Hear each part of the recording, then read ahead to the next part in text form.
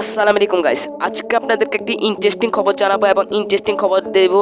আপনারা থাম্বনেলে নিশ্চয়ই দেখেছেন। তো বিশ্বকাপ দেখতে যাচ্ছেন কাতারে সাকিব আল হাসান এবং তামিম ইকবাল।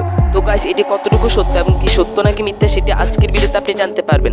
বিশ্বকাপ শুরু হতে মাত্র কিছু ঘন্টা বাকি। আমি এখন ভিডিও বানাচ্ছি, কিছু ঘন্টা বাকি বিশ্বকাপ শুরু হতে। তার আগেই বাংলাদেশে খুশির আমেজ ফুটবল বিশ্বকাপ নিয়ে। কেউ ব্রাজিল, কেউ আর্জেন্টিনা, কেউ কাতার সাপোর্ট করে, যে যার পছন্দের দল সাপোর্ট করে, শুধু বাংলাদেশ বাদে। তো এখানে বাংলাদেশি ক্রিকেটাররাও বাদ যায়নি। বাংলাদেশি ক্রিকেটাররাও কিন্তু তারা ফুটবল পছন্দ করে, তারা ক্রিকেট খেললেও তারা ফুটবল পছন্দ করে। সেজন্যই তো তামিম ইকবাল এবং সাকিব আল হাসান ফুটবল খেলা দেখার জন্য কাতারে চলে যাচ্ছেন। ফুটবল মানেই যে না দেশে ব্রাজিল এবং আর্জেন্টিনা, সবাই কিন্তু ব্রাজিল এবং আর্জেন্টিনা সাপোর্ট করে। তামিম ইকবাল সাপোর্ট করে ব্রাজিল।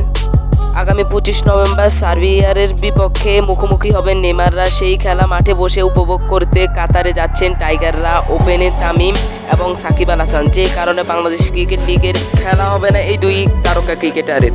বাংলাদেশের সাবেক অধিনায়ক হাবিবুল বাশারও যাবেন ম্যাচ উপভোগ করতে, তিনিও ব্রাজিল সাপোর্ট করে। তো বেশিরভাগ ক্রিকেটাররাই কিন্তু ব্রাজিল সাপোর্ট করে, আমরা দেখতে পাচ্ছি ইতোমধ্যে। কিন্তু আর্জেন্টিনার সমর্থকও কিন্তু কম নয়। ব্রাজিলের থেকে কিন্তু আর্জেন্টিনার সমর্থক অনেক বেশি। হাবিবুল বাশারের সঙ্গী হবেন জাভেদ ওমর বেরিন, তিনিও কিন্তু এই ফুটবল ম্যাচটি উপভোগ করতে যাবেন। তো তারা কিন্তু ফিফা ওয়ার্ল্ড কাপ নিয়ে খুবই আনন্দিত। তারাও কিন্তু এর উল্লাসে মাতছে, তারাও কিন্তু এটির মজা উপভোগ করতে চাচ্ছেন। সেজন্যই তো তারা বিসিবি থেকে ছুটি নিয়ে যাচ্ছেন কাতারে। তো গাইস, তামিম ইকবাল, সাকিব আল হাসান, হাবিবুল বাশার ও ওমর বেরিন তারা সবাই যাচ্ছে কিন্তু কাতার বিশ্বকাপ দেখতে। এর সাথে আর কয়জন সঙ্গী হয় সেটি আমরা পরবর্তী ভিডিওতে আলোচনা করব। তো গাইস, এরা কিন্তু কাতার বিশ্বকাপ দেখতো, এই জন্যই দেখা যাবে না সাকিব আল হাসান এবং তামিম ইকবালকে দ্বিতীয় ম্যাচে। তো গাইস, সবাই ভালো থাকবেন, সুস্থ থাকবেন। আজকের ভিডিওটা এতটুকুই ছিল।